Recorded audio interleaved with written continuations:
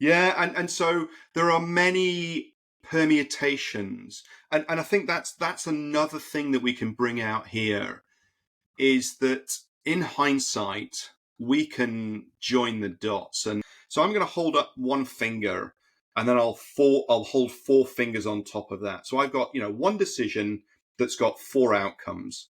Each one of those four outcomes has got four outcomes. And then the next one's got four outcomes as well. So over four layers, I've got 64 potential outcomes that are possible.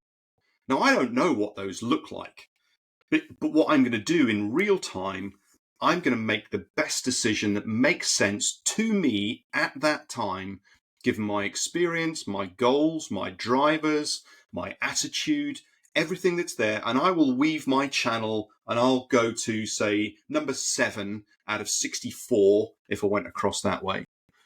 Now, if number 7 is a really bum decision and I end up with an emergency situation and it all goes horribly wrong, somebody looking on can sit there and go, start at 7, rubbish decision, go down a layer, rubbish decision, go down a layer, rubbish decision, go down a layer, rubbish decision.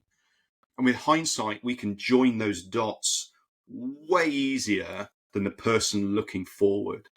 And I think the fact that we had that, choose your adventure piece, that's what real life is like. And in hindsight, we can easily pull out, oh, that was stupid. Well, that was stupid. What we really want to understand is what's the local rationality, and how does it make sense for that person to do what they did? And the fact that we were playing the pause game and we'd say, right, what's happening next?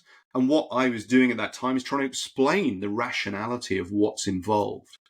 But in real time, most people don't even consider that until you start getting a little bit more experienced. And one of my instructors who's based out in Abu Dhabi now, she said, Gareth, I hate you, or not hate me. She blames me for viewing the world differently. She can't see the world the same way now.